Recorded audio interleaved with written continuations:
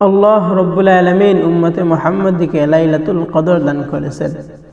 যে কদরের রাত্রি সম্পর্কে আল্লাহ নিজে বলেন, লাইলাতুল কদরি খায়রুম মিন আলফি শাহর। কদরের রাত্রি হলো হাজার মাসের চেয়েও শ্রেষ্ঠ। কদরের রাত্রি আল্লাহ তাআলা উম্মতে মুহাম্মদকে কেন দিলেন?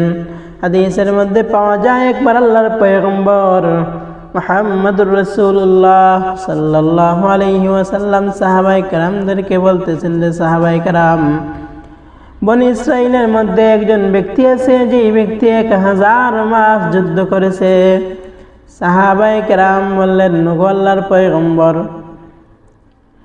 আগেকার উম্মতের হায়াত বেশি ছিল, আগেকার উম্মতরা বেশি আমল করে সওয়াবের দিক দিয়ে তারা আমাদের থেকে এগিয়ে যাবে। আল্লাহর পয়গম্বর মুহাম্মদুর রাসূলুল্লাহ সাল্লাল্লাহু আলাইহি ওয়াসাল্লামের কাছে এই মুহূর্তে জিবরিল আমিন আলাইহিস সালাতু ওয়াস সালাম কদরের রাত্রি নিয়ে আসলেন। লাইলাতুল কদরি খায়রুম মিন আলফি শাহর। কদরের রাত্রি হলো হাজার মাসের চেয়ে শ্রেষ্ঠ। এক ব্যক্তি যদি এক রাত আমল করে, উম্মতে মুহাম্মদীদের আমল নামার মধ্যে 1000 মাস ইবাদত করার সওয়াব লেখা হবে।